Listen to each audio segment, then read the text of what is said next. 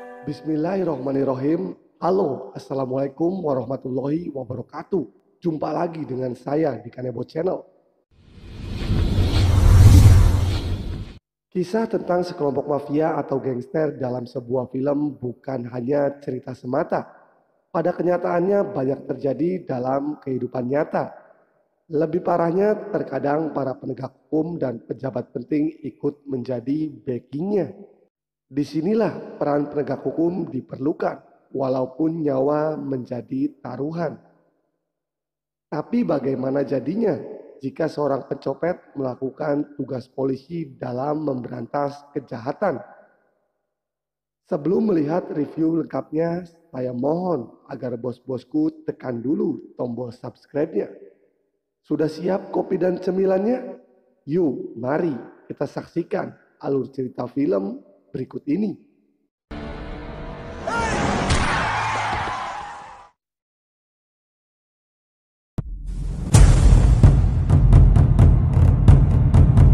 Kanebo nih bos, bukan teteh mendoan. Di kota Mumbai, di sebuah rumah sakit, seorang anggota geng bernama Haria memandangi seorang anak kecil yang sedang berbicara dengan dokter. Lalu Haria menatap pada sebuah jendela. Haria terkejut dengan apa yang ia lihat, yang kemudian Haria menelpon pada seseorang di desa Devgat. Memberitahu pada seorang pria tua tentang orang bernama Vikram Rathore yang masih hidup. Dia adalah Babji, seorang tuan tanah dan ketua geng di desa Devgat yang sangat ditakuti. Mendengar kabar itu, Babji terkejut dan terbangun dari tidurnya. Setelah menanyakan keberadaan Vikram, tiba-tiba Haria tewas dibunuh oleh seseorang dengan menggunakan silet. Haria! Mendengar kabar tersebut, Babji dan anak buahnya bergegas mendatangi tempat pemakaman Vikram. Vikram Rathore adalah seorang polisi yang telah tewas di tangan Babji dan gengnya.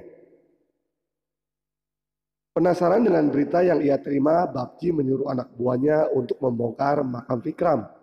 Dan ternyata peti mati Vikram hanya berisi beberapa buah batu. Hal itu membuat Babji menjadi sangat marah dan menyuruh kepada anak buahnya untuk segera mencari Vikram. Vikram Rathore, kah itu? Kemudian scene berpindah pada seorang polisi bernama SK Pharma yang diperankan oleh Akshay Kumar yang sedang mengejar seorang maling.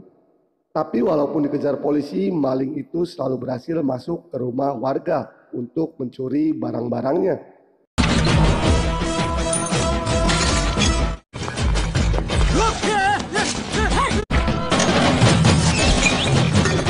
Melihat kebodohan sang polisi, para korban berbondong-bondong berdemo mendatangi kantor polisi untuk meminta pertanggungjawaban SK Pharma.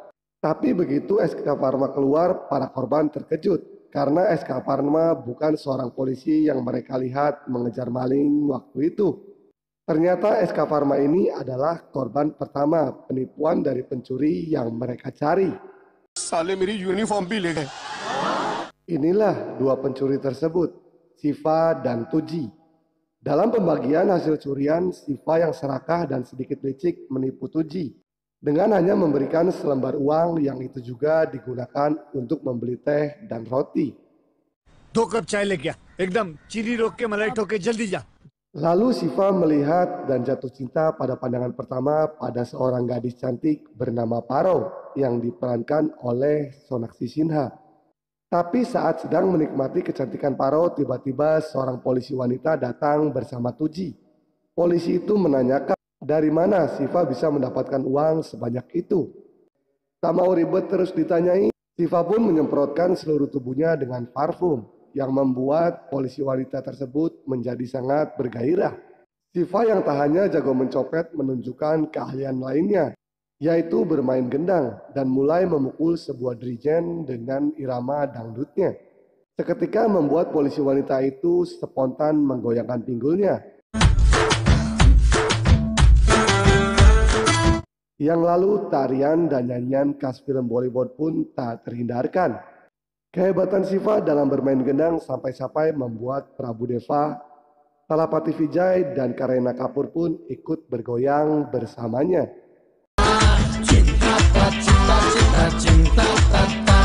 Suatu pagi, Shiva yang sedang tidur diganggu oleh lemparan bola yang masuk ke dalam rumah dari sekelompok anak-anak yang sedang bermain kasti. Alih-alih membiarkan anak-anak masuk mengambil bola dan menawarkan makanan, Shiva yang sangat tidak menyukai anak-anak kecil menelanjangi anak-anak tersebut sampai menangis. भगवान बनाता क्यों है बच्चों को? Selanjutnya, Shiva yang sangat mahir dalam mencopet dengan mudah mengambil sebuah ponsel yang lalu menjualnya. Di sini Shiva kembali melihat Paro. Paro yang sedang menyeberang jalan, tasnya dicopet oleh seorang pria botak. Shiva yang melihat itu kemudian menampar si pencopet tersebut yang membuatnya mengembalikan kembali tasnya pada Paro. Thank you. You're strongly welcome. Inilah kesempatan bagi Shiva untuk berkenalan dengan Paro. Dengan penuh percaya diri, Shirpa mengatakan bahwa dia dan Paro adalah pasangan serasi. Jadi walaupun tidak berkenalan, mereka bisa saling jatuh cinta. Mendengar itu, Paro protes bahwa dia tidak mencintai Shiva. Sambil nyemplik pada sebuah bis, Shiva mengatakan bahwa dalam 24 jam Paro akan memikirkannya terus, yang berarti bahwa Paro sedang jatuh cinta kepadanya. Akhirnya apa yang dikatakan Shiva terjadi. Siapapun pria yang Paro lihat, dia melihatnya sebagai Shiva. Dari pelayan kafe, pria di sebuah parkiran, dan seorang yang berjalan di depan mobilnya. Tapi ternyata semua itu adalah akal-akalan Shiva untuk membuat Paro jatuh cinta padanya. अपनी पोले। नेक्स्ट शिवा ने ठीक ही कहा था. I think I'm in love. Kemudian Shiva dan Tuji mendatangi sebuah pesta pernikahan sepupu Paro. Di dalam rumah insting malingnya mulai muncul. Shiva melihat orang-orang dalam rumah itu layaknya perhiasan berjalan. Lalu Shiva melihat ibu Paro yang sedang protes tentang budaya kesopanan anak-anak zaman sekarang yang sudah mulai hilang. Shiva yang mendengar itu lalu bersujud di kaki ibu Paro untuk meminta berkat dan bermaksud mengambil hati ibu Paro. लकड़ी की तरह क्यों खड़ा है? पैर पर चाची के। पाए लागो चाची जी। इसे कहते हैं संस्कार। जाओ बेटा जाओ। Ibu Paro yang merasa sudah mengenal Shiva menyuruhnya untuk membeli sebuah popok bayi di supermarket. Di dalam supermarket, Tuji mencuri tas milik seseorang pria bernama Jagdish. Jagdish yang melihat tasnya dicuri mengejar Tuji. Tuji yang tidak mau tertangkap mengatakan bahwa Shiva adalah bosnya. Melihat Shiva, Jagdish pun mengejarnya. Tapi bukan meneriaki Shiva dengan sebutan maling, Jagdish malah memanggilnya sebagai saudara. Dengan susah payah, Jagdish yang pincang terus mengejar Shiva. Hingga pada akhirnya Jagdish terjatuh di sebuah tangga yang membuat kepalanya terbentur batu. Jagdish bangun lagi, terus berusaha mengejar Shiva. Tapi pada saat menyeberang, dia tertabrak sebuah mobil. Shiva yang agak aneh dengan tingkah Jagdish membawanya ke rumah sakit dan membayar seluruh biaya pengobatan Jagdish. Bill मैंने भर दिया है। Shiva pun kembali ke pernikahan sepupu Paro. Satu kelemahan Shiva adalah ia tidak bisa melihat pinggul seksi, yang membuat tangannya gatal selalu ingin mencubitnya. Paro kaget dan memarahi Shiva dengan kelakuannya itu. Tapi ketika Shiva ingin pergi, Paro yang mulai jatuh cinta pada Shiva menggodanya dengan menunjukkan lagi pinggul seksinya. Akhirnya kisah cinta mereka pun dimulai. अगर इस तरह हमारे आगे पीछे घूमते रहोगे Paro mulai menanyakan tentang pekerjaan Shiva. Dengan berat hati Shiva menjawab bahwa dia adalah seorang pencuri. Mengetahui Shiva adalah pencuri, bukannya marah, Paro kagum dengan kejujuran Shiva dan mulai menyuruh Shiva agar mau berhenti mencuri. Demi Paro, Shiva pun berjanji bahwa mulai besok dia tidak akan mencuri lagi. Thank you Shiva. You're strongly welcome. Selanjutnya di stasiun, Shiva dan Tuji merencanakan mencuri untuk terakhir kalinya melihat seorang wanita bernama Rajikan yang memakai banyak perhiasan dan membawa sebuah peti yang katanya berisi emas perhiasan yang tidak akan habis selama 7 turunan. Rajikan memanggil Siva dan Tuji untuk menitipkan kotak perhiasannya agar Siva dan Tuji mau menjaganya karena dia ingin pergi ke toilet. Tak mau menyia-nyiakan kesempatan, seketika itu juga peti tersebut sudah berpindah tempat, dibawa oleh Siva dan Tuji. Sebelum membukanya, Tuji mempertanyakan tentang pembagian isi peti tersebut karena tidak mau tertipu lagi oleh kelicikan Siva. Ketika sedang berdebat tentang pembagian, datanglah seorang inspektur polisi bernama Vishal Sharma yang menanyakan isi dari peti tersebut. Inspektur Vishal pun menyuruh Siva untuk membuka peti tersebut untuk mengetahui isi di dalamnya. Ketika dibuka, Siva terkejut. Ternyata isi peti tersebut adalah seorang gadis kecil yang sedang tertidur. Inspektur Vishal mengira bahwa Siva telah menculik anak dan akan menjualnya. Tiba-tiba anak itu pun terbangun yang kemudian memeluk Siva sambil memanggilnya dengan sebutan Papa. Papa. Tak mau dituduh sebagai penculik anak dan ditangkap polisi, Siva pun terpaksa mengakui bahwa anak yang bernama Chungki ini adalah anaknya. Untuk meyakinkan bahwa Chungki adalah anak Siva, Inspektur Vishal akan mengunjungi rumah Siva setiap hari untuk melihat keberadaan Chungki bersama Siva. Mau tidak mau, Siva yang membenci anak kecil pun membawa Chungki pergi ke rumahnya. Siva kemudian membawa Chungki jalan-jalan bermaksud untuk membuangnya. Sementara itu di waktu yang sama Inspektur Vishal datang untuk menanyakan keberadaan Siva dan Chungki pada Tuji. Tuji pun menelpon Siva memberitahu bahwa Inspektur Vishal ada di rumah dan sedang menunggunya.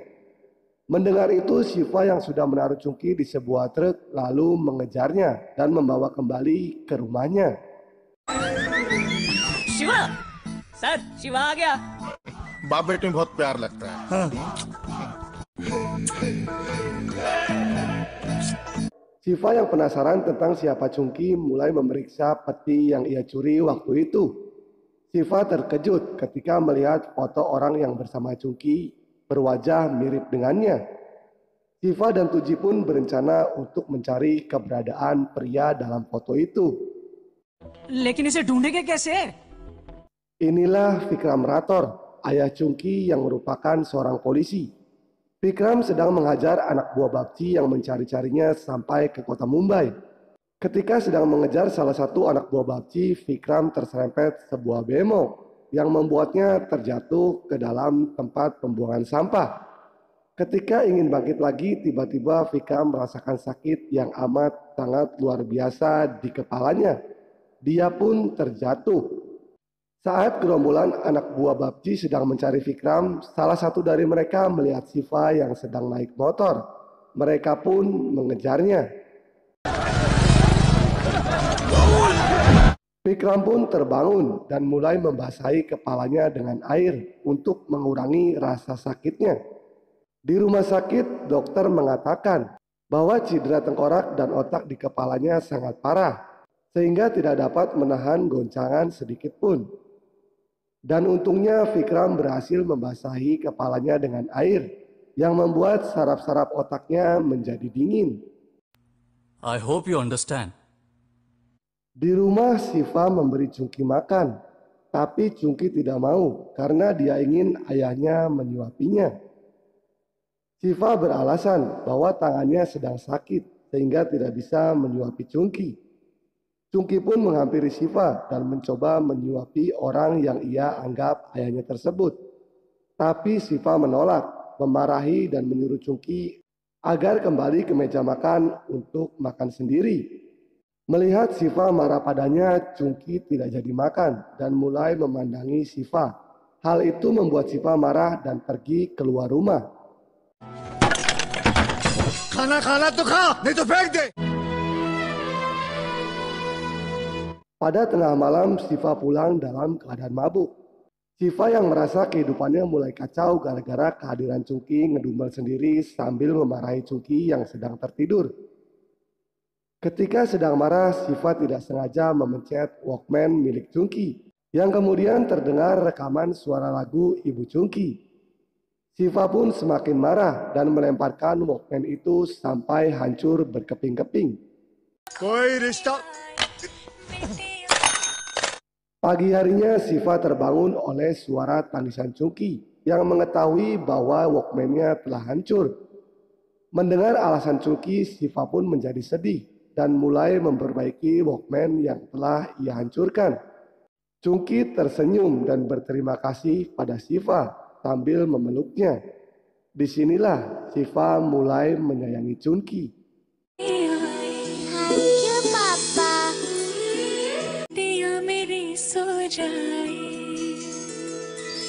Namun ketika Siva sedang mulai menyuapi Chungki, Paro datang melihat itu. Paro yang mendengar Chungki memanggil Siva dengan sebutan papa menjadi marah dan salah paham, lalu memutuskan meninggalkan Siva. धोखा किया है तुमने हमारे साथ।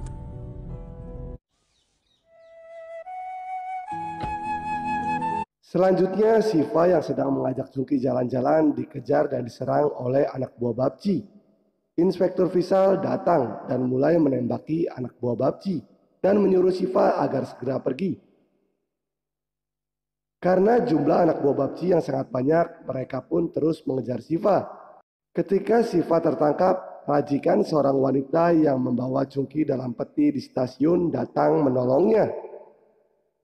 Siva pun kemudian lari lagi membawa Chungki. Sialnya ia lari ke sebuah jalan buntu. Ketika ingin ditembak, lagi-lagi Siva dikejutkan dengan kehadiran dan pertolongan dari Jagdish, orang yang pernah ia jumpai. Kemudian dalam sebuah bangunan proyek, Siva sudah dikepung oleh anak buah Babci yang jumlahnya ribuan orang. कहत रहा हम मौत से नहीं डरता हूँ अबे आना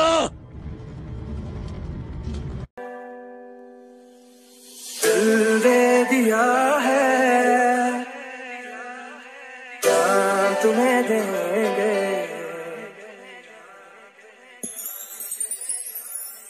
दिल दे दिया है जान तुम्हें देंगे दगा नहीं करेंगे दिल दे दिया